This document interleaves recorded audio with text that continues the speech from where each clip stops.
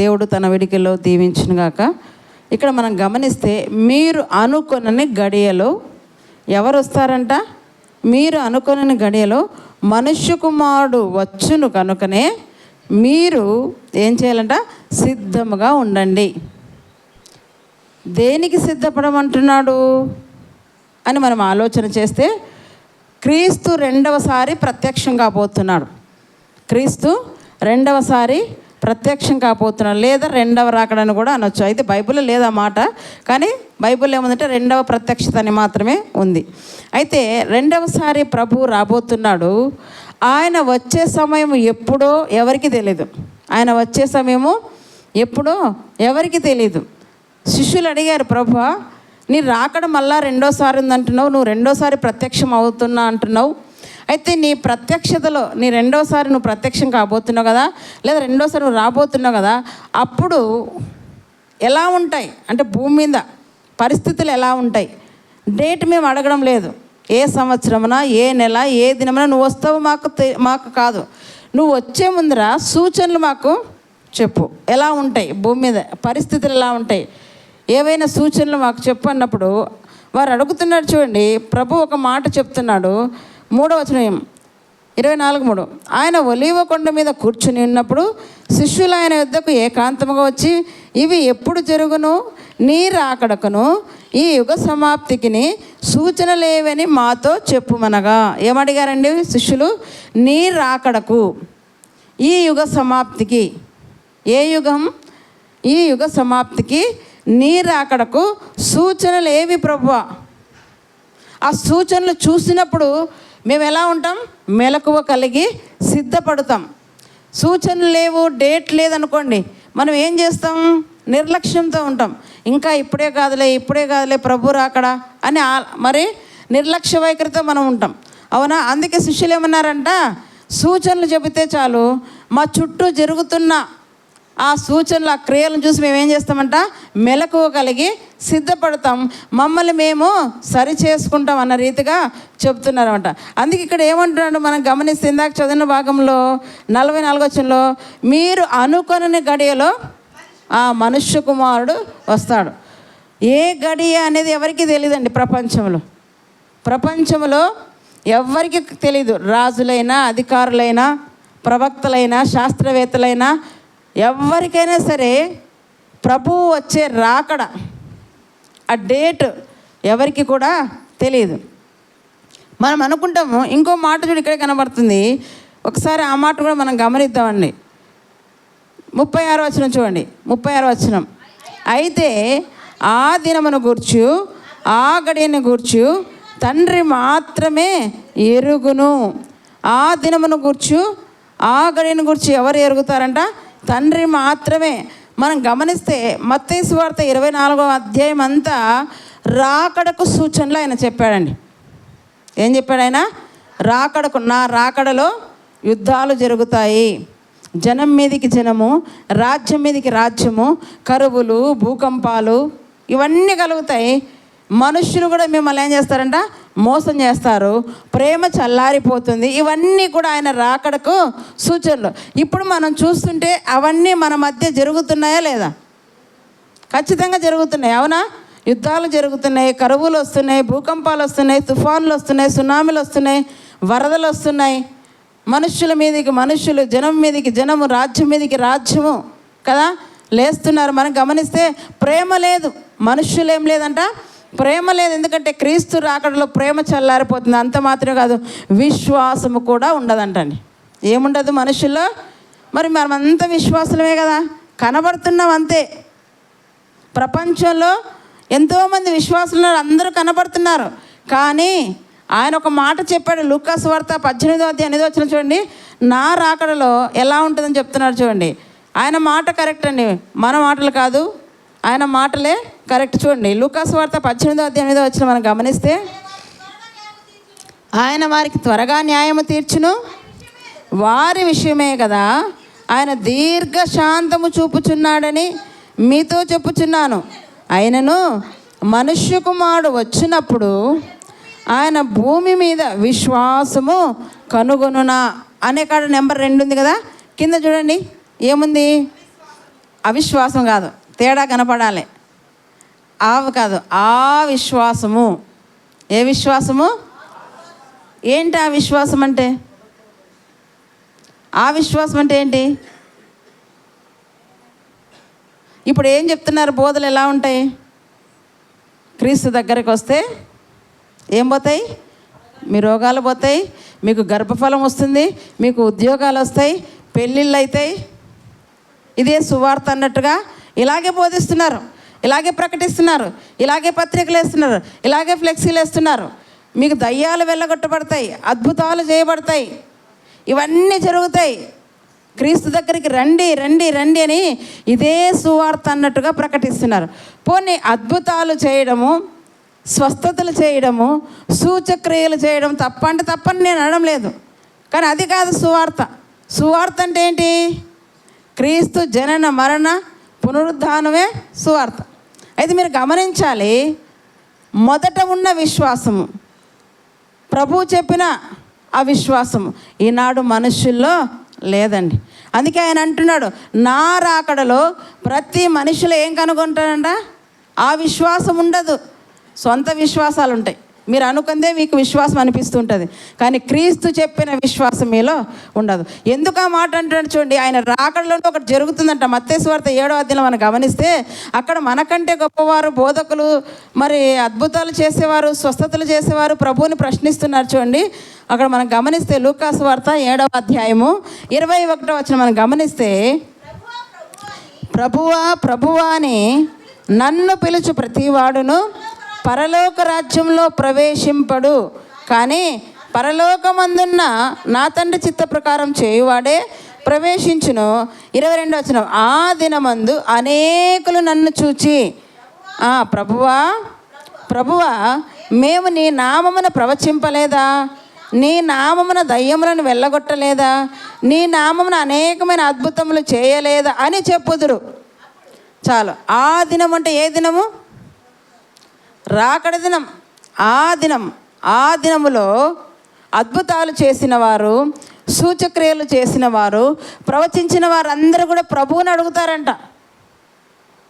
ఏమని అడుగుతున్నారంట? ప్రభువా ప్రభువా నీ నామమును మేము ప్రవచింపలేదా? నీ నామమునే దయ్యాలు వెళ్ళగొట్టాం, నీ నామమునే అనేకమైన అద్భుతాలు, సూచక్రియలు, మహత్కార్యాలు మేము చేసామయ్యా, కానీ నువ్వేమంటున్నావు?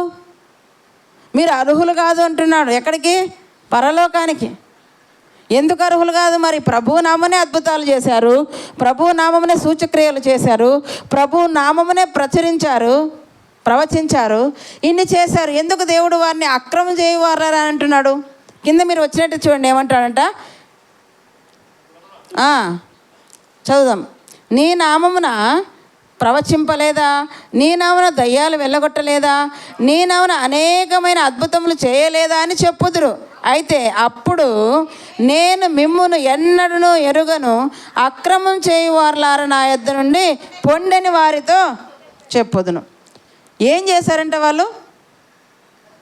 ఈ అడిగే వాళ్ళందరూ ఏం చేశారంట? మీరు వింటున్నారా శ్రద్ధగా? వాళ్ళు అద్భుతాలు చేశారు, సూచక్రియలు చేశారు, ప్రవచించారు, కాదనడం లేదు. వారు అడుగుతున్నారు, మేము నీ నామనే అద్భుతాలు చేస్తున్నాం, నీ నామనే సూచక్రియలు చేసాము, నీ నామని మేము ప్రవచిస్తున్నామని చెబుతున్నారంట. అయితే ప్రభువు ఏమంటున్నాడు? అక్రమం. అద్భుతాలు చేయడం అక్రమమా? ఆలోచించరా పదాన్ని మీరు? అద్భుతాలు చేయడం అక్రమమా?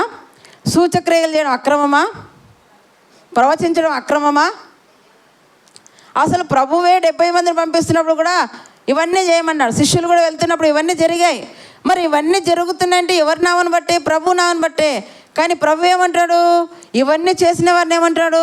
అక్రమం చేయవారులారా అంటున్నాడు. మరి ఈనాడు అవన్నీ జరుగుతున్నాయా లేదా? ప్రవచిస్తున్నారు, ప్రవచనాలు చెప్పేవారు ఎంతోమంది అండి కదా. ఇంకా మన వాళ్ళైతే అటుపక్క వాక్యం తెలియని వాళ్ళైతే సోద చెప్తున్నారండి. అక్కడ వెళ్ళి మా చేతిని చూపించుకుంటే మా భవిష్యత్తును చూస్తాం, అడిగొస్తాం అనుకుంటారు. ఏకంగా క్రైస్తవులు కూడా అలాంటి వారు బయలుదేరినారు. మీటింగ్ అని పెట్టి ఏం చేస్తున్నారంట? నిన్ను చూస్తేనే నీ భవిష్యత్తు చెప్పేస్తారంట. నువ్వు ఏ సమస్యలను అడవి నిలబడతాయని చెప్పేస్తాంట. ఎవరు ఇది చెప్పేది? మనలోనే, క్రైస్తవుల్లోనే ఇలాంటి బోధకులు ఉన్నారండి. ఇలాంటి వారి గురించి ఇక్కడ రాయబడింది, దేవుడు చెప్తున్నది. అక్రమం చేస్తున్నారు. మరి అక్రమం అంటే క్రమమైంది ఏంటి? ఇది అక్రమం అన్నాడు ప్రభువు, మరి క్రమమైంది ఏంటి? పైన చెప్తున్నాడు 21వ వచనంలో ఏమని చెప్తున్నాడు చూడండి. ప్రభువా ప్రభువా అని నన్ను పిలుచువాడు, పిలుచు ప్రతివాడును పరలోక రాజ్యంలో ప్రవేశింపడు. మీరందరూ ఏమని ప్రార్థన చేస్తారు? మీరందరూ ప్రభువా ప్రభువా ప్రభువా అని ప్రార్థన చేస్తారు.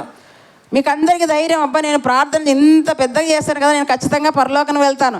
చూసుకోండి మరి ఆ లిస్టులో మనం ఉన్నామే. ఒకసారి ప్రభువా ప్రభువా ప్రభువా అని పిలుచు ప్రతివాడు అన్నాడు. ప్రతివాడు పరలోక రాజ్యము చేరడు. మీరు బాప్తిసం తీసుకున్న మారు మనసు పొందుకోకపోతే కదా, పేరుకే క్రైస్తవులుగా ఉంటూ ప్రభువా ప్రభువా ప్రభువా ప్రభువా ప్రభువా అని ప్రార్థన చేసినా పరలోకానికి వెళ్ళరు. రాసేసుకోండి ఈరోజు. నేను చెప్పడం లేదు, బైబిలే చెప్తుంది. మరి ఏం చేయాలి? అది కూడా చెప్పాడు. పెదవులతో కాదు, ప్రభువా ప్రభువా అని పిలిస్తే పరలోకం పోరు. అందుకే అంటాడు ప్రభు, వారి పెదవులకు నేను సమీపంగా ఉన్నాను అంటున్నాడు, వారి హృదయంలో దూరంగా ఉన్నాడు. పెదవులతో ఏముందండి, ఈజీగా ప్రభువా ప్రభువా అని పిలిచడం. కానీ హృదయం చూస్తాడు దేవుడు. దేవుడు ఎప్పుడు కూడా పై రూపాన్ని లక్ష్య పెట్టాడు, ఆయన హృదయాన్ని లక్ష్య పెట్టేవాడు. వారి పెదవులకు నేను సమీపంగా ఉన్నాను, కానీ వారి హృదయానికి దూరంగా ఉన్నాను. ప్రభు మన హృదయాన్ని చూసేటువంటి వాడు. అందుకే నా కుమారుడు నీ హృదయం నాకు ఇమ్మని అడిగాడు ఆయన. నీ హృదయం ఘోరమైన వ్యాధి కల నేను బాగు చేస్తాను. నీ హృదయం అనే పలక మీద నా మాటలన్నీ రాసుకుపోయిన వారం అదే కదా మనం చూసుకున్నాం. ఏం విన్నాం చెప్పండి? పోయిన వారం ఆయన ఆజ్ఞల్లోని ఆంతర్యం కదా, ఆజ్ఞల్లోని ఆంతర్యం గుర్తుందా? గుర్తుంటే ఏం చేయాలి? ఆజ్ఞలు పాటించాలి.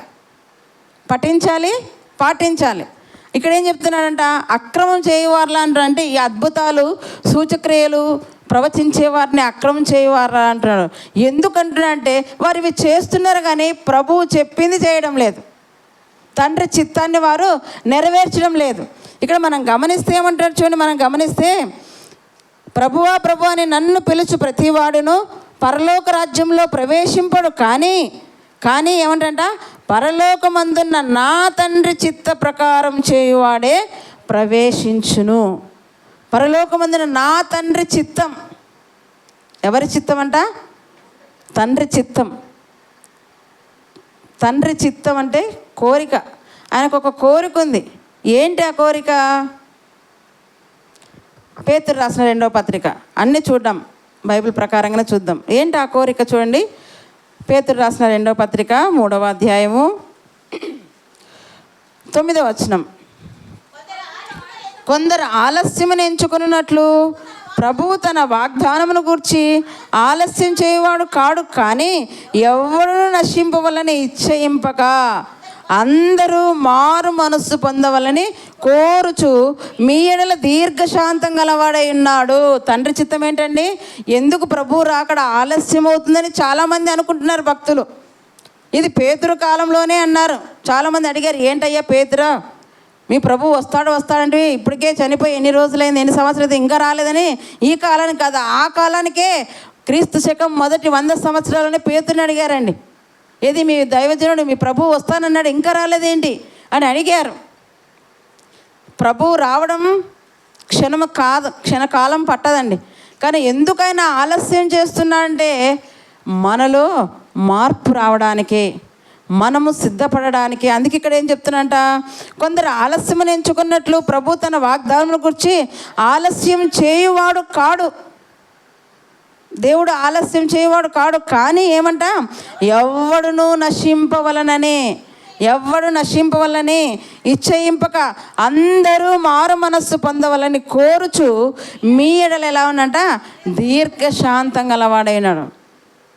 అది క్రమం. ఏంటి క్రమము? ఎవ్వరూ నశించకూడదు, అందరూ మారు మనస్సు పొందుకోవాలి, అందరూ ప్రభు కోసం బ్రతకాలి. అందరూ మారు మనస్సు పొందుకోవాలంటే ఏం కావాలి? మారు మనస్సు అద్భుతాల ద్వారా వస్తుందా? వినండి, నా వైపు చూడండి. మారు మనస్సు అద్భుతాల ద్వారా వస్తుందా? సూచక్రియల ద్వారా వస్తుందా? ప్రవచించడం వస్తుందా? దయ్యాలు వెళ్ళగొడితే మారు మనసు వస్తుందా? ఏది మారు మనసునిచ్చేది? రోమా 10:17 చూడండి. కాగా వినుట వలన విశ్వాసము కలుగును, వినుట క్రీస్తును గూర్చిన మాట వలన కలుగును. నీ మనస్సు మారాలంటే నువ్వేం చేయాలంట? వినాలి. ఏం వినాలి? క్రీస్తును గూర్చిన మాటలు నువ్వు వినాలి.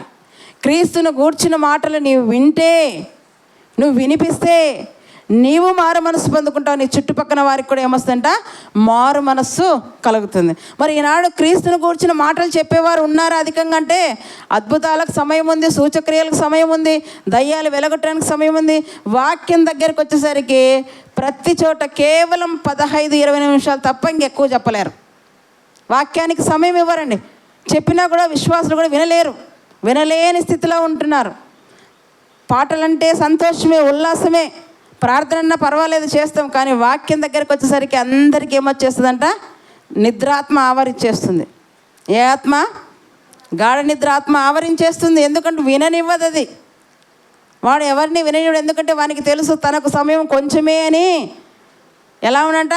త్వరితంగా పనులు ముగిచ్చేస్తున్నాడు వాడు. అందుకే ఎవరికి వాక్యం విననివ్వకుండా చేస్తున్నాడు. వాక్యం వినడానికి మీరు ఏం చేయాలి? సిద్ధపడి రావాలి. వాక్యం వినడానికి వాక్యము చేతనే నీ హృదయాలు మారుతాయి, నీ మనస్సు మారుతుంది, నీ బ్రతుకు మారుతుంది. వాక్యమే నీ లోపల నాటబడేది, వాక్యమే ఫలించేది, వాక్యమే జీవింపచేసేది. అలాంటి వాక్యానికి నేడు సమాజంలో సమయం లేదండి.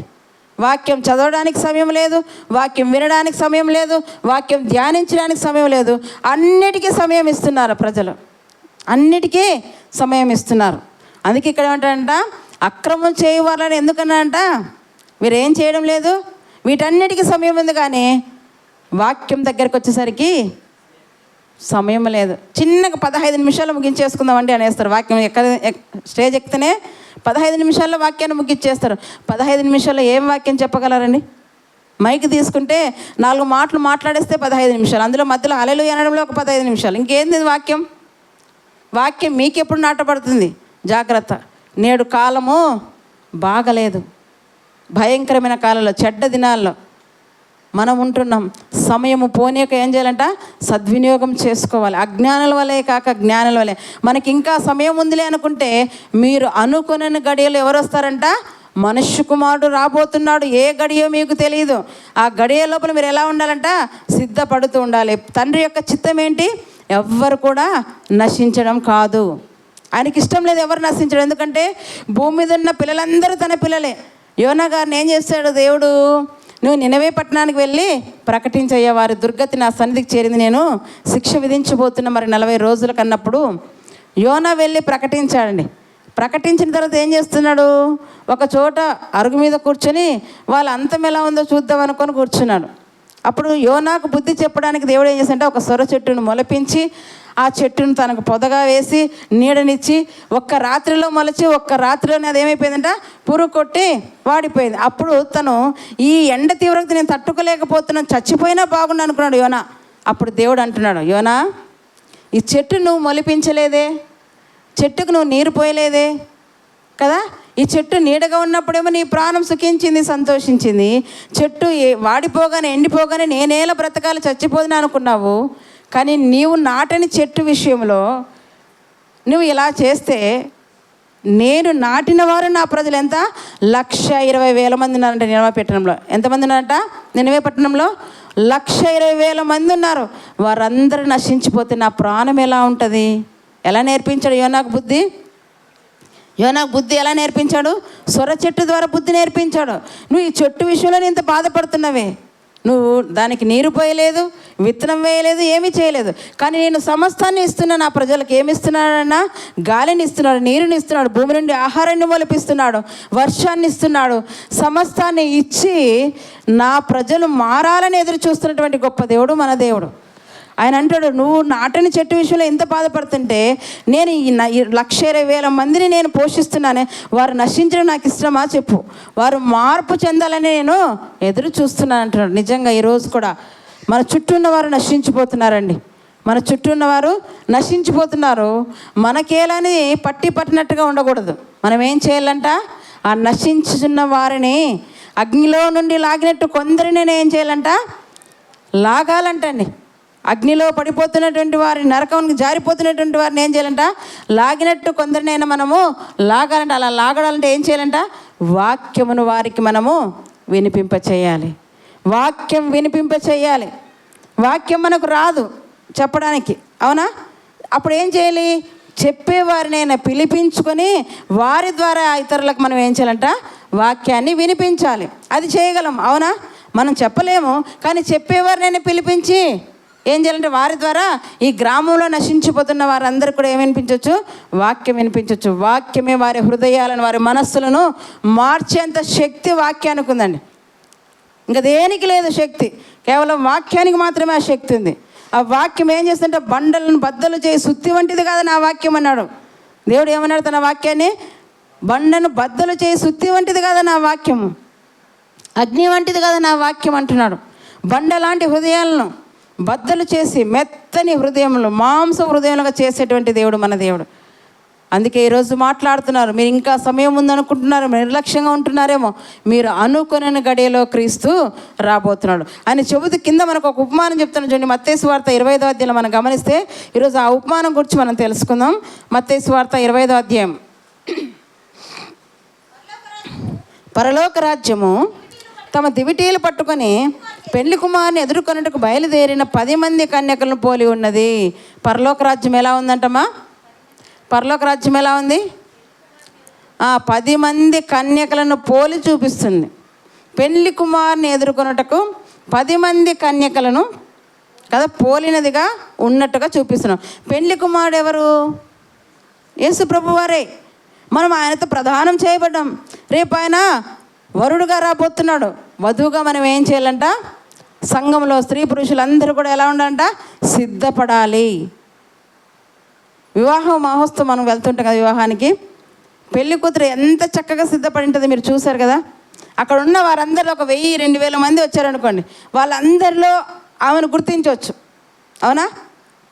ఎన్ని వేల మంది అక్కడ ఉన్నా అందరిలో పెళ్లి కూతురు ఎవరో మనం గుర్తుపెట్టవచ్చు. ఎందుకు? ఆమె వరుని కోసం ఎలా ఉంటుందంట? ప్రత్యేకంగా అలంకరించుకుంటుంది, ప్రత్యేకంగా ఆమె సిద్ధపడి ఉంటుంది. కనుక ఎంతమంది ఉన్నా ఆమెను మాత్రం వెంటనే గుర్తుపెట్టవచ్చు. అట్టి రీతిగా నీవు కూడా ప్రభువు కోసము సిద్ధపడి ఉండాలి. ఇక్కడ అదే మనకు చూపిస్తున్నారు చూడండి. పరలోక రాజ్యం తమ దివిటీలు పట్టుకొని పెళ్లి కుమారుని ఎదుర్కొంటకు బయలుదేరిన 10 మంది కన్యకలను పోలి ఉన్నదంట. వీరిలో బయలుదేరింది ఎంతమంది బయలుదేరారు? వీరిలో ఎంతమంది బయలుదేరిన వారు? ఎంతమంది? పెళ్లి కుమారుని ఎదుర్కోవడానికి ఎంతమంది బయలుదేరారు? ఇప్పుడు మనం అందరం కూడా పరలోక రాజ్యానికి ఏం చేస్తున్నాం? బయలుదేరుతున్నాం కదా. ఇప్పుడు మనం అందరం పరలోకానికి వెళ్ళిపోతాం ఈరోజు ప్రభు వస్తే. మీరే ఆలోచించుకోండి. వెళ్తామన్న చేతులు ఎత్తండి. ఏమి ఎవరి చేతులు లేవు? ధైర్యం చాలదు మనకి. ఎందుకంటే మనకు తెలియని పాపాలు కూడా మనలో ఉంటాయి. ధైర్యం నేను కూడా ఎత్తలేను. ఎందుకు చెప్పలేను? నాలో ఏ పాపం ఉందో. అందుకే దావీదు గారు అంటారు, ప్రభువా నీకు ఆయాస్కరమైన మార్గం నా యందు ఉన్నదేమో తీసేయి. అందరం తీసేసుకోవాలి. మేము చెప్తున్నంత మాత్రం మేమేం గొప్ప కాదు, మాలో కూడా ఉంటాయి లోటుపాట్లు. అందరం కూడా ఏం చేయాలంట? ఏ క్షణానికి ఆ క్షణాన, ఏ నిమిషానికి ఆ నిమిషాన మనము తీసివేసుకుంటూ కదా మనల్ని మనం సరి చేసుకుంటూ సిద్ధపడాలనేది ఈరోజు వాక్యం ద్వారా దేవుడు మనకు హెచ్చరిక చేస్తున్నాడు. అందరం బయలుదేరాం. అందరం ఏం చేయాలనుకున్నాం? ఆ పెళ్లి కుమారుని ఎదుర్కోవడానికి బయలుదేరాం. అయితే ఇందులో ఏం చేస్తున్నారంట? మళ్ళా విభాగిస్తున్నాడండి. ఈ సువార్త రాసినటువంటి మత్తయి గారు ఏం చేస్తారు? ఇందులో కూడా విభాగిస్తున్నాడు. 5 మంది ఎలా ఉన్నారంట? 10 మందిలో బుద్ధి లేనివారు. మొదట ఎవరి గురించి చెప్పారంట? బుద్ధి లేని వారి గురించి చెప్పాడు చూడండి. 5 మంది బుద్ధి గలవారని చెప్పలేదు ఆడ. మొదటగా ఏం రాయబడింది అక్కడ? వీరిలో 5 బుద్ధి లేనివారు, 5 బుద్ధి గలవారు. అందరూ చక్కగా ప్రశస్తమైన వస్త్రాలు ధరించుకొని చక్కగా అలంకరించుకున్నారు. 10 మంది కన్యకలు చక్కగా అలంకరించుకున్నారు. ఇక్కడ మనం అందరం కూడా ఎలాంటి అలంకరణ కలిగి ఉన్నాం? రక్షణ అలంకారం కలిగి ఉన్నాం, అవునా? అందరూ కూడా ఇక్కడ రక్షింపడ్డారు కదా, రక్షణ అలంకారం కలిగి ఉన్నాం. అయితే రక్షణ ఏం చేయాలంట? చివరి దాకా కొనసాగించాలండి. నేను రక్షణ తీసుకునండి, నేను బాప్తిసం తీసుకున్న సేఫ్, నేను పరలోకం వెళ్ళిపోతే అనుకోకూడదు. ఈ రక్షణ ఎప్పటిదాకా కొనసాగించాలి? చివరి దాకా మనం కొనసాగించాలి. వారు కూడా ప్రశస్తమైన వస్త్రాలు ధరించుకొని ఏవి తక్కువ కాకుండా అన్నీ అలంకరించుకొని కదా చీకటిలో ఉన్నారనేసి దివిటీలను సిద్ధపరచుకొని వెళ్ళారు 10 మంది. కానీ అందులో 5 మందిని వేరుగా చూపిస్తున్నాడు. 5 మంది ఎవరంట? బుద్ధి లేనివారు. ఎందుకు బుద్ధి లేదు? బుద్ధి ఉంది కాబట్టి చక్కగా ప్రశస్తమైన వస్త్రాలు ధరించుకున్నారు, అలంకరించుకున్నారు, దివిటీలు కూడా పట్టుకున్నారు. మరి వారికేంటి బుద్ధి లేదు? ఆలోచించాలి, వాక్యాన్ని ఆలోచిస్తేనే అర్థమవుతుంది. ఇక్కడ చూడండి, బుద్ధి లేని వారంట, వీరిలో 5 బుద్ధి లేనివారు, 5 బుద్ధి గలవారు. అయితే బుద్ధి లేని వారు ఏం చేశారంట? తమ దివిటీలను పట్టుకొని తమతో కూడా ఏం తీసుకుని పోలేదంట? నూనె. ఎందుకు వారిని బుద్ధి లేని వారు అన్నారంటే, వెంటనే వస్తాడు కదా ప్రభు, వెంటనే వస్తాడు పెళ్లి కుమారుడు. ఏముంది, ఇంత చక్కగా అలంకరించుకున్నాం, వెంటనే ఒక 5 నిమిషాలు 10 నిమిషాలు, 1 గంటకో 2 గంటలకు వచ్చేస్తాడు. అప్పటి వరకు మా దివిటీల్లో చక్కగా నూనె ఉంది, సమృద్ధిగా దివిటీ నిండా పోసేసాం, నూనె ఆరిపోదు, వెలుగుతుంది అనుకొని వెళ్ళిపోయారు ధీమాతో, ధైర్యంతో. మనలో కూడా అలాంటి వారు ఉన్నారు.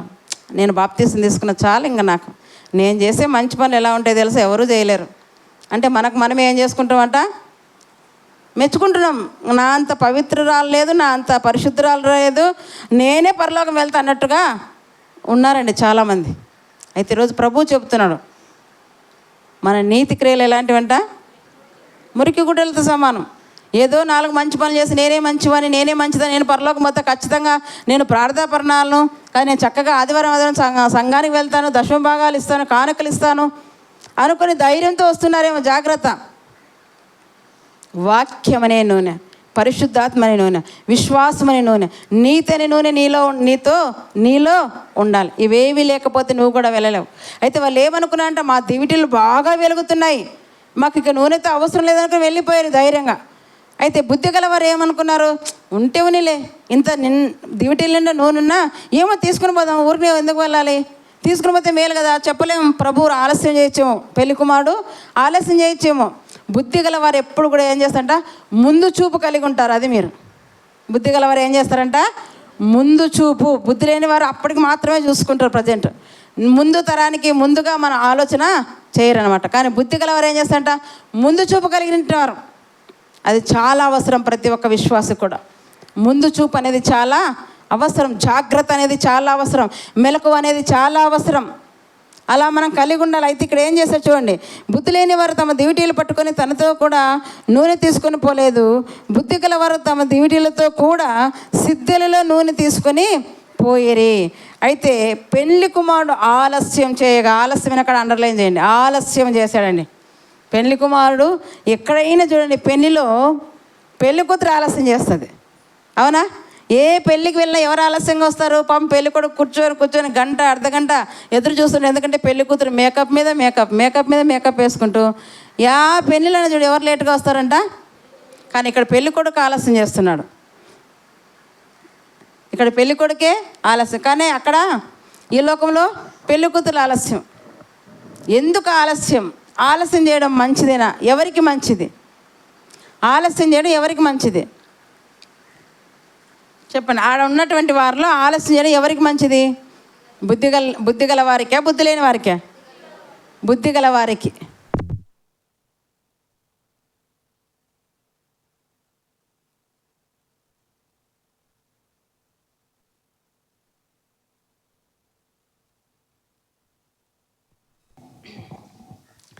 పెళ్లి కుమారుడు ఆలస్యం చేస్తున్నాడంటే ఎవరికి మంచిది? బుద్ధి గల వారికి మంచిది. వారికంటే బుద్ధి లేని వారికి ఇంకా మంచిది సిద్ధపడడానికి. ఇప్పుడు అయ్యో బుద్ధి గల వారు నూనె తెచ్చుకున్నారు, ఉండి మేము పోయి తెచ్చుకుంటాం, ఏమో మిమ్మల్ని చూసి మేమైనా నేర్చుకుందాం కదా, మేము కూడా పోయి తెచ్చుకుంటాం అని అనుకొని సిద్ధపడవచ్చు. ఇంకెక్కువగా వారు ఏమనుకున్నారు? ఆలస్యమే కొద్దీ కునికి నిద్రించారంట. చూడండి, మనం గమనించి చదువుకుందాం. పెళ్లి కుమారుడు ఆలస్యం చేయగా వారందరూ కునికి నిద్రించిరి. అందరూ కునికి నిద్రించారండి. 5 మంది బుద్ధిగలవారు మెలకువతో ఉన్నట్టుగా ఏం లేదు, అందరూ కునికి నిద్రించారు.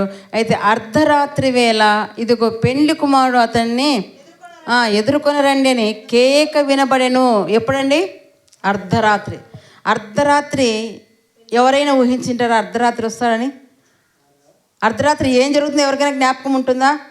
మన పక్కింటిని దొంగతనం జరుగుతుంది, మనకు జ్ఞాపకం ఉంటుందా? ఎందుకు? అర్ధరాత్రి ఆదమర్చి నిద్రపోయే వేళ అది.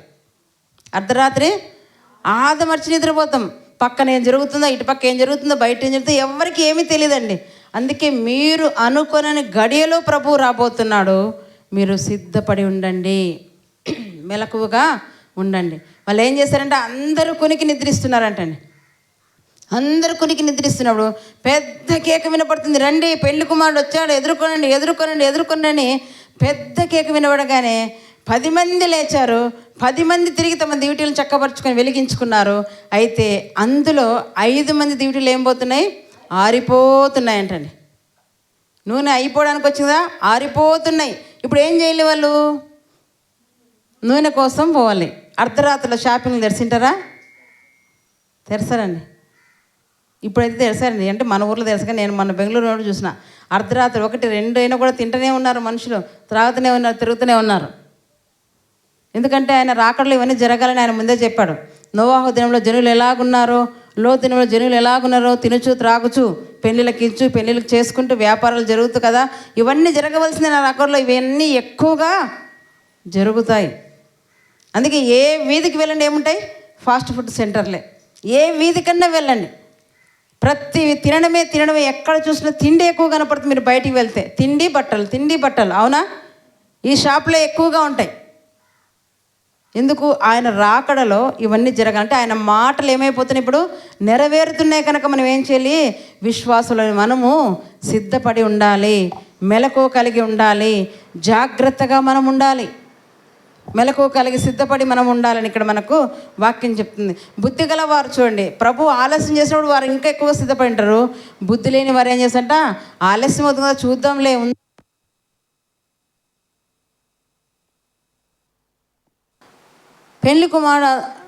పెళ్లి కుమారుడు అర్ధరాత్రి వేళ ఇదిగో పెళ్లి కుమారుడు అతన్ని ఎదుర్కొని రండి అని కేక వినబడిను. అప్పుడు కన్యకలందరూ లేచి ఏం చేస్తారంట? తమ దివిటీలను చక్కపరిచిరి. కన్యకలందరూ ఏం చేస్తారంట? తమ దివిటీలను సిద్ధపరచుకుంటారంట. చూడండి, కన్యకలందరూ లేచి తమ దివిటీలను చక్కపరిచిరి. కానీ అనకాడ ఆగాలి. కానీ అనకానే అంత ఉంటుంది సబ్జెక్టు. కానీ అంటే ఏదో ఉంది అక్కడ అని అర్థం. ఏం జరిగిందంట చూడండి. కానీ బుద్ధి లేని కన్యకలు మా దివిటీలు ఆరిపోచున్నవి కనుక కొంచెము మాకీయుడని బుద్ధి గల వారిని అడిగిరి. బుద్ధి లేని కన్యకలు ఏమడుగుతున్నారండి? మీ నూనెలో కొంచెము మాకు ఇవ్వండి, మా దివిటీలో ఆరిపోతున్నాయి, మేము దీనిని వెలిగించుకోవాలి, పెళ్లి కుమారుడు వచ్చాడు, మేము ఎదుర్కోవాలంటే ఈ బుద్ధి గలవారు ఏం చేస్తున్నారంట? చూడండి, బుద్ధిగల కన్యకలు మీకును ఇది చాలదేమో, మీరు అమ్మవారి యొద్దకు పోయి కొనుక్కొనుడు అని చెప్పిరి. ఏమంటారంట? మీకును మాకును. ఎవరి రక్షణ వారిదే. భర్త నమ్ముకుంటే భార్య నమ్ముకుంటే భర్త, పోని తల్లిదండ్రులు నమ్ముకుంటే పిల్లలు, వీరిని బట్టి పరలోకం పోతారు అనేది అబద్ధము. నీ రక్షణ నీకే అమ్మా, నీ రక్షణ నీకే అయ్యా, నీ రక్షణ నీకే. ఎవరి రక్షణ వారిదే, ఎవరి భక్తి వారిదే, ఎవరి విశ్వాసం వారిదే. నా భర్త బాగా విశ్వాసంగా ఉన్నాడు, బాగా కదా మంచి క్రియలు చేస్తున్నా, ఆయన బట్టి నేను పరలోకం పోవచ్చులే. ఇక్కడ ఏమైనా అలాంటివి ఉంటాయేమో సిఫారసు, కానీ అక్కడ ఏమి ఉండవు.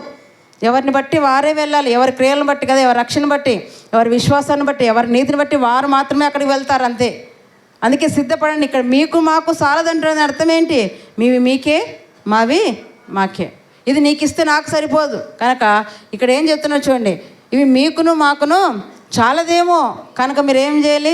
అమ్మవారి యుద్ధకు పోయి కొనుక్కొనుడి. వేల సమయంలో ఏం చేస్తున్నారు? వాళ్ళు కొనడానికి పోయారండి. అందుకే ఎల్లప్పుడూ ఎలా ఉండాలి? మనము సిద్ధముగా ఉండాలి. ఏ క్షణాన, ఏ గంట, ఏ గడియలో ప్రభు వస్తాడో మనకు తెలియదు.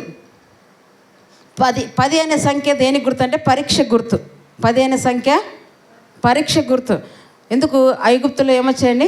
10 తెగుళ్ళు వచ్చాయి, 10 ఆజ్ఞలు ఇచ్చాడు, 10 మంది కుష్ఠరోగులను బాగు చేశాడు. కానీ ఎవరు వచ్చారు? ఒకడు మాత్రమే దేవునికి కృతజ్ఞతలు చెల్లించారు. 10 అనే సంఖ్య దేనికి గుర్తంట? పరీక్ష గుర్తు. ఇప్పుడు పరీక్షలో ఎంతమంది నిలబడగారు? 5 మందే. 5 మంది ఏం చేశారంట? పెళ్లి కుమారుడు వచ్చినప్పుడు ఎక్కడికి వెళ్ళారంట? నూనె కొనడానికి వెళ్ళిపోయారంట. అంతవరకు వీళ్ళ కోసం నిలబడి ఉంటాడా? ప్రభువు రాకడ ఎలా ఉంటుందంట? రెప్పపాటున అంటున్నాడు. చూడండి, రెప్పపాటున మీరు మార్పు పొందుతురు. రెప్పపాటునే మీకోసం ఉండు ప్రభా, నేను సామాన్లు కడిగి వస్తా. ఈరోజు ఆదివారం బట్టలు ఉతికే వాళ్ళు ఎంతమందో, సామాన్లు కడిగే వాళ్ళు ఎంతమంది, ఇల్లు పూసుకునే వాళ్ళు ఎంతమందో, మా ఆదివారం దయచేసి ఏ పనులు పెట్టుకోవద్దండి మీరు. ఆదివారం అందరికీ హాలిడేనేమో, మనకు ఆ రోజు వర్కింగ్ డే. ప్రభువును ఆరాధించాలి, ప్రభువును స్తుతించాలి. ఏ పనులున్నా అంతకు ముందైనా దాని తర్వాత అయినా మనం పనులు చేయాలి, కానీ ఆదివారం మాత్రం ప్రభు సన్నిధిలో మనము గడపాలి. ఎక్కడ గడపాలి? ఆదివారము ప్రభు సన్నిధిలో గడపాలి. పనులు వంకతో ప్రభు సన్నిధిని మానుకోవద్దనేది మీకు నష్టం. ఈరోజు వినబడే విలువైన మాటలు వారు వినలేకపోయారు. వినింటే ఏం చేసుకుంటారు? వారు బ్రతుకులు మార్చుకునేటువంటి వారు వినలేకపోయారంటే కారణం వారు తమ పనులు కదా చేసుకుంటూ ప్రభువుని నిర్లక్ష్య పెట్టారు. బుద్ధి లేని కన్యకలు అలాంటి వారందరూ. కనుక జాగ్రత్త. వీళ్ళు ఏం చేస్తారంట? వారు కొనబోచుండగా, చూడండి, కొనబోచుండగా అంటే అర్థం ఏంటి? ఆడ ఆగండి. కొనబోచుండగా అని అక్కడ అండర్లైన్ చేయండి. అక్కడ కొనబోచుండగా అంటే వారితో ఏమున్నాయి? వారితో ఏమున్నాయి? డబ్బులు ఉన్నాయి. వారితో ఏమున్నాయి? డబ్బులు ఉన్నాయి. ఈనాడు కూడా మాకు బోల్డ్ ఎంత డబ్బు ఉంది కదా, డబ్బు పడేస్తాం, ప్రభుకి దశమ భాగం ఇచ్చేస్తాం, పరలోకం వస్తుంది. నీకు డబ్బున్నా, పదవున్నా, చదువున్నా, నీకు ఏమున్నా పరలోకం రాదు. నీకు ఉండాల్సింది రక్షణ, విశ్వాసం, నీతి, పరిశుద్ధాత్మ అందల ఆనందం నీలో ఉండాలి. అప్పుడే నీకు పరలోకం. గమనిద్ద. వారితో డబ్బులు ఉన్నాయి కానీ వారు ఎక్కడికి వెళ్ళలేకపోయారంట? పెళ్లి కుమారుని ఎదుర్కొనలేకపోయారు. డబ్బులున్నాయని, మాకేం లేదు డబ్బులున్నాయనుకొని నిర్లక్ష్యంతో వారు ఉన్నారు. ఈరోజు అలాంటి స్థితిలో మనం ఉంటున్నామేమో. జాగ్రత్త. నీ డబ్బు నిన్ను రక్షించదు. నీ డబ్బు నిన్ను రక్షించదు. నిన్ను రక్షించేది ఎవరంట? ప్రభు అయిన క్రీస్తే. డబ్బు నిన్ను రక్షించదండి. అందుకని చెప్పాడు, ఎవడు ఇద్దరు యజమానులకు దాసుడుగా ఉండకండి అన్నాడు. నీకు డబ్బు కావాలా, స్థితి కావాలా, దేవుడు కావాలా? దేవునికి నువ్వు దాసుడుగా ఉంటే నువ్వు మెలకుగా ఉండాలి. అందుకే 24వ అధ్యాయంలో కూడా ఒక మాట గమనిస్తే చూడండి, ఒక యజమానికి 2 దాసులు ఉన్నారండి. ఒక యజమానికి 2 దాసులు ఉన్నారు. అయితే ఆయన దేశాంతరం పోతూ వారికి పని నియమించి వెళ్ళిపోయాడు. అయితే ఏ దాసుడు తన యజమాను వచ్చినప్పుడు పని చేయట చూచునో ఆ దాసుడు ధన్యుడంట. అయితే ఏ దాసుడు తన యజమాను వచ్చేసరికి తినుచు త్రాగుచు సంతోషిస్తూ ఉంటున్నాడో ఆ దాసుడు ఎలాంటి వాడంట? వెలుపట్టి చీకట్లకు త్రోయబడిన అక్కడ పండ్లు కొరుకుట ఏడుపునని ఉంటాయని ఇక్కడ రాయబడి చూడండి. 24:40 మనం గమనిస్తే, యజమానుడు వచ్చినప్పుడు ఏ దాసుడు ఇలాగు చేయుచుండుట అతడు కనుగొనునో ఆ దాసుడు ధన్యుడు. ఎలాగు చేయుట? పనిలో. ఏ పనిలో? మన పనిలో కాదండి, ప్రభు పనిలో. ప్రభు పనిలో మనం ఉండాలి. ఏ దాసుడు ఏం అప్పగించిపోయాడు? తన ఇంటి వారిని యజమాని ఏం చేశాడంట? తన ఇంటి వారందరినీ దాసునికి అప్పగించి వెళ్ళాడు. నేను వచ్చేసరికి వీరందరినీ నువ్వేం చేయాలి? పోషించాలి, కాయాలి అని చెప్పి వెళ్ళిపోయాడు. కానీ ఆయన వచ్చేసరికి మనం పోషించకుండా, కాయకుండా, తినుచు త్రాగుచు సంతోషిస్తూ మన ఇష్టానుసారం మన జీవితాన్ని కొనసాగించామనుకో ఏమవుతుందో చెప్తున్నా చూడండి. 51 అక్కడ ఏడ్పును పండ్లు కొరుకుటైను ఉండును. 50 ఆ దాసుడు కనిపెట్టని దినముల్లో వాడు అనుకొనని గడియలో వాని యజమానుడు వచ్చి వాని నరికించి వేషధారులతో కూడా వానికి పాలు నియమించును. కనుక యజమానుడు ఎలా వస్తంట? దాసుడు అనుకొనని గడియలో. మనం ఎవరమంట? క్రీస్తుకు దాసులమై ఉన్నాం. ఆయన పనిలో ఉన్నాం. ఆయన ఏం పని చెప్పాడు మనకందరికీ? మీరు సర్వలోకానికి వెళ్ళి సర్వ సృష్టికి సువార్తను ప్రకటించండి. తిమోతితో చెప్తున్నాడు పౌలు. ఏమంటాడు? తిమోతి, సమయం అనక అసమయం అనక నువ్వేం చేయాలంట? వాక్యాన్ని ప్రకటించు. సమయం అసమయం అనక ఏం చేయాలంట? మనం అందరం కూడా వాక్యాన్ని ప్రకటించాలి. ప్రకటించడం ద్వారా ఏమవుతుంది? ప్రజలు మారు మనసు పొందుకుంటారు. ప్రజలందరూ మారు మనసు పొందుకోవడమే దేవుని యొక్క చిత్తం. అందుకే 100 గొర్రెల్లో 1 గొర్రె తప్పిపోతే ఎందుకు ప్రభు ఆ గొర్రె కోసం వెళ్ళాడంట? 99 గొర్రెలు ఉన్నాయి కదా, 99తో పాటు అదొక్కటి కూడా ఉండాలి. ఆయనకి ఎవరు నశించకూడదు, అందరూ మార్పు చెందాలనే దేవుని యొక్క కోరిక. అదే ఆయన ఇష్టం. అందుకే చెప్తున్నాడు కదా, ఈ బుద్ధి లేని కన్యకల వల్ల మనం ఉండకూడదు. బుద్ధి గల వారు ఏం చేస్తారంట? సామెతల గ్రంథం 15వ అధ్యాయం చూడండి. సామెతల గ్రంథం 15వ అధ్యాయం 24వ వచనం. బుద్ధి గలవాడు ఎలా ఉంటాడో చెప్తున్నాడు ఇక్కడ. బుద్ధి గలవారు చదువునా. క్రిందనున్న 15వ అధ్యాయం 24వ వచనం. క్రిందనున్న పాతాళమును తప్పించుకున్న వల్లనే బుద్ధిమంతుడు పరమునకు పోవు జీవ మార్గమున నడుచుకొనును. బుద్ధిమంతుడు చేసే పని ఏంటి? క్రిందనున్న పాతాళమును తప్పించుకోవాలని. క్రిందనున్న పాతాళాన్ని తప్పించుకోవాలని ఏం చేస్తాడు అంటే, బుద్ధిమంతుడు ఏం ఆలోచిస్తున్నాడు? ఈ జీవితము శాశ్వతం కాదు, ఇది శాశ్వతమైన లోకం కాదు, మనం ఈ భూమి మీద యాత్రికులము, పరదేశులముగా ఉన్నాం కదా. శాశ్వతమైన జీవం ఎక్కడుంది?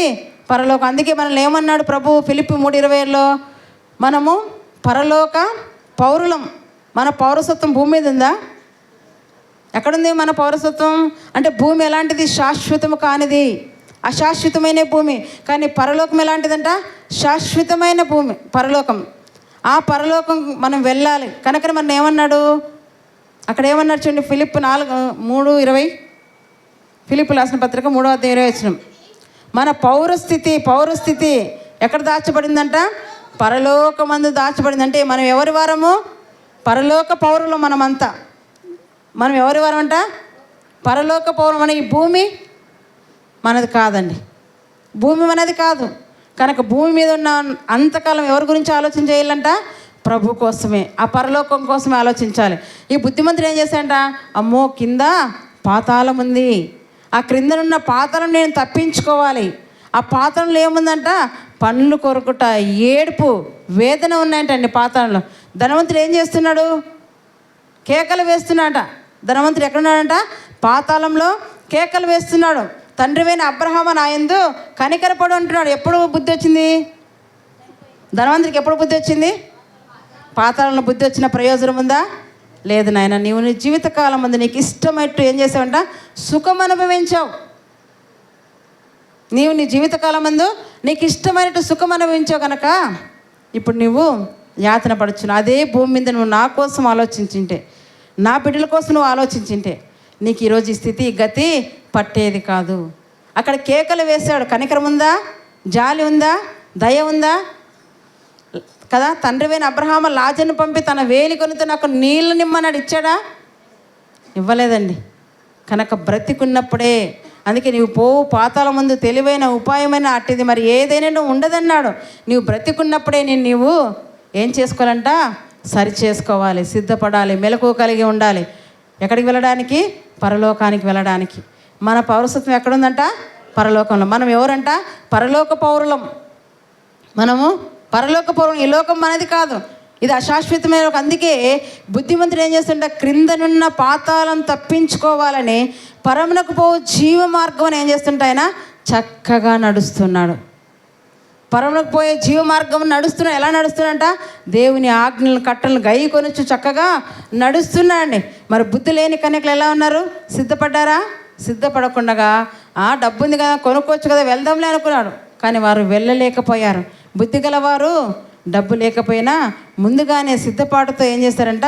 నూనెను తీసుకొని వెళ్ళారు కనుక పెళ్లి కుమారుని ఎదుర్కొని వారు ఆయనతో పాటు వెళ్ళిపోయారండి. ఇక్కడ బుద్ధిమంతుడిలాగా మనం ఉండాలని చెప్తున్నాడు. అందుకే ఏమంటాడు యేసుప్రభువు వారు ఈ లోకంలో ఒక ఉపమానం కూడా చెప్పాడు కదా, బుద్ధిమంతుడైతే ఎక్కడ నివాసం కట్టుకుంటాడంట? బండ మీద. బుద్ధి లేనివాడు ఇసుక మీద. ఆలోచించేద్దాం.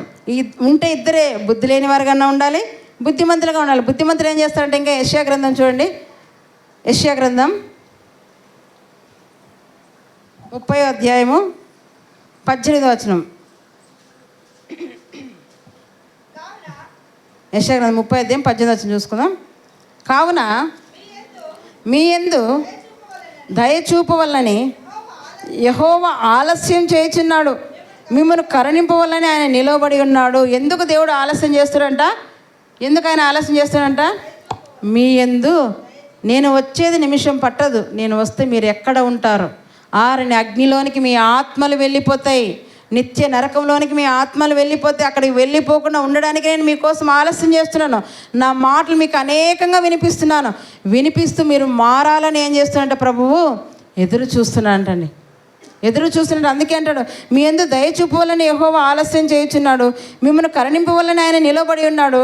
దానియేలు గ్రంథంలో బుద్ధిమంతుడు ఏం చేస్తాడంటే చూడండి, దానియేలు గ్రంథం 12:3. బుద్ధిమంతుడు చేస్తే పని ఏంటి అక్కడ మనకు చెబుతూ ఉన్నాడు. దానియేలు గ్రంథం 12:3. బుద్ధిమంతులైతే ఆకాశ మండలంలోని జ్యోతులను పోలిన వారై ప్రకాశించెదరు, నీతి మార్గం అనుసరించి నడుచుకున్నట్లు. వాళ్ళు ఏం చేస్తారంట? నీతి మార్గమును అనుసరించి నడుచుకున్నట్లు ఎవరు అనేకులు త్రిప్పుతారో వారందరూ కూడా నక్షత్రం వల్ల నిరంతరము ప్రకాశిస్తారు. బుద్ధిమంతులు ఏం చేస్తారంట? 11:33 చూడండి, 11:33. జనములలో బుద్ధిమంతులు అనేకులకు బోధించుదురు. జనములలో జనములలో బుద్ధిమంతులు ఏం చేస్తారంటండి? జనములలో 11:33లో జనములలో బుద్ధిమంతులు అనేకులకు ఏం చేస్తారంట? బోధిస్తారు. బుద్ధిమంతులు చేసే పని ఏంటి? ఇతరులకు బోధిస్తారు. వారి జీవితాన్ని వారు చక్కగా కాపాడుకుంటూ మరి పరమునకు జీవ మార్గం వారు నడిచేవారిగా ఉంటారు. అందుకే వీరిని ఏమంటారు? బుద్ధిమంతులు. మరి బుద్ధిమంతులకు శ్రమలు రావంటే మరి ఇంటికి వెళ్ళక చదవండి దానియేలు గ్రంథం 11వ అధ్యాయంలో. వారికి అనేక శ్రమలు, ఆపదలు, శ్రమలు, కష్టాలు, బాధలు, కన్నీరు ఉన్నాయి. ఇవన్నీ బుద్ధిమంతులకే. వాటి నుండి ప్రభువు తప్పిస్తాడు. తప్పించిపోయినా ఏమన్నారు షద్రక్ మెషక్ అబేద్నెగోలు? ప్రభువు ఈ అగ్నిగుండం కదా, వేడిమి గల అగ్నిగుండం నుండి తప్పించడానికి సమర్థుడే. తప్పించకపోయినా దేవుడే. మేము మాత్రమే విడవం. మనకు శ్రమలు, బాధలు వస్తే దేవుడు ఉన్నాడా? క్వశ్చన్ మార్క్, ప్రశ్న వేస్తాం కదా. చిన్నపాటి శ్రమ రాకూడదు, చిన్నపాటి బాధ రాకూడదు, చిన్నపాటి అనారోగ్యం వెంటనే క్వశ్చన్ మార్క్. దేవుడు ఉన్నాడా? ఉన్నాడా లేదా చెప్పండి మీరు? ఉన్నాడా? ఉంటే ఏం చేయాలి? ఆయన మీ ఎందుకు దయ చూపాలని, కరుణించాలని ఆలస్యం చేయుచున్నాడు. ఎవరు నశించకూడదని ఆయన ఆలస్యం చేయుచున్నాడు. అందరూ అంతటా మారు మనసు పొందాలని ఆయన ఆలస్యం చేయుచున్నాడు. అయితే మీరందరూ ఏం చేయాలంట? మిమ్మల్ని మీరు సిద్ధపరచుకుంటూ, సిద్ధంగా లేని వారిని కూడా ఏం చేయాలంట? ప్రభు మాటల చేత సిద్ధపరిచేవారిగా మీరు ఉండాలని ఈరోజు వాక్యం ద్వారా దేవుడు మనకు హెచ్చరిక చేస్తారు. అలాంటి వారు ఎలా ఉంటారంటే ఆకాశమందు జ్యోతులను పోలిన వారే ఉంటారు. అలాంటి వారే బుద్ధిగల కన్యకలు, అలాంటి వారే పెళ్లి కుమారుణ్ణి ఎదుర్కొనగలరు. మత్తయి సువార్తలో ఏం జరిగిందో చూద్దామా? వచ్చేద్దాం, మత్తయి సువార్తకు వచ్చేద్దాం, చదువుదాం. అక్కడి నుంచి మనం ఇందాక చదువుకున్న లేఖన భాగం నుంచి చదువుదాం. వారు కొనబోచుండగా పెళ్లి కుమారుడు వచ్చెను. అప్పుడు సిద్ధపడి ఉన్నవారు అతనితో కూడా పెళ్లి విందుకు లోపలికి పోయిరి. అంతటి తలుపు వేయబడెను. ఆ తరువాత తక్కిన కన్యకలు వచ్చి, అయ్యా అయ్యా మాకు తలుపు తీయమని అడగగా అతడు, మిమ్మల్ని ఎరగను. మిమ్మల్ని ఎరగను నేను. ఎప్పుడండి? తలుపు మూయబడగానే. వాళ్ళు అలంకరించుకొని వచ్చారు, వాళ్ళు పరిశుద్ధంగానే ఉన్నారు, కానీ ఏమి లేదు వారిలో. అలంకరించుకున్నారు, పెళ్లి కుమారుని ఎదుర్కోవాలని దివిటీలు పట్టుకొని వచ్చారు, కానీ ఏం లేదు అందులో. నూనె లేదు, మెలకువ లేదు, సిద్ధపాటు లేదు. కనుక వారు ఏం చెప్పారంట? విడబడిన వారుగా ఉండిపోయారు. తలుపు కొడుతున్నారు. అయ్యా అయ్యా తలుపు తెరువు, తలుపు తెరువు, మేము కూడా పెళ్లి కన్యకలమే, మేము సిద్ధపడి వచ్చాం, మేము డ్యూటీలు తెచ్చుకున్నామంటే, మీరెవరో నేను ఎరగను, మీరెవరో నేను ఎరగను. అలాంటి స్థితిలోకి మనం వెళ్ళిపోతామేమో. జాగ్రత్త. మనం ఏం చేయాలంటే ఆ సమయం ఉండగానే ప్రభుని గురించి ప్రకటించాలి. మనల్ని మనము సిద్ధపరచుకోవాలి. బుద్ధిగల కన్యకలు ఏ విధంగా సిద్ధపరచుకున్నారో మనం కూడా ఆ రీతిగా వాక్యం కదా, వాక్యమును మన హృదయంలో ఏం చేసుకోవాలంట? భద్రపరచుకోవాలి. వాక్యం ఏమైందంట? కీర్తన 19:105 ఏమైందంట? నీ వాక్యమే నా పాదములకు దీపము, నా త్రోవకు వెలుగైనది. వాక్యపు వెలుగులో మనల్ని మనం సరి చేసుకుంటూ బుద్ధిగల కన్యకలుగా ఉంటూ అనేకులను ప్రభు వైపు తిప్పితే నువ్వు కూడా ఆకాశమందు జ్యోతులను పోలిన వారై ఉంటావని ఈరోజు వాక్యం ద్వారా దేవుడు నిన్ను హెచ్చరిక చేస్తావు. కనుక ఏ కన్యకగా నీవు ఉంటావు? బుద్ధిగల కన్యకలుగా నీవు ఉంటావా? బుద్ధి లేని కన్యకలుగా నీవు ఉంటావా? బుద్ధిగల కన్యకలు ఏం చేస్తారంట? మెలకువ కలిగి సిద్ధపడి కదా ముందు చూపుతూ వారు నూనెను తీసుకొచ్చుకున్నారు. మెలకువ లేని కన్యకలు ఏమైపోయారంట? విడబడ్డారు. ప్రభువా తలుపు తెరవని అక్కడ అవకాశం ఉందా? ఏమంటున్నారు? అంత తలుపు వేయబడిన ఆ తర్వాత తలుపు తీయమని అడగగా అతను, మిమ్మల్ని ఎరుగనని మీతో నిశ్చయముగా చెప్పుచున్నాను, ఆ దినమైనను ఆ గడి అయినను మీకు తెలియదు కనుక మెలకువగా. మరి మీకు తెలుసా ప్రభు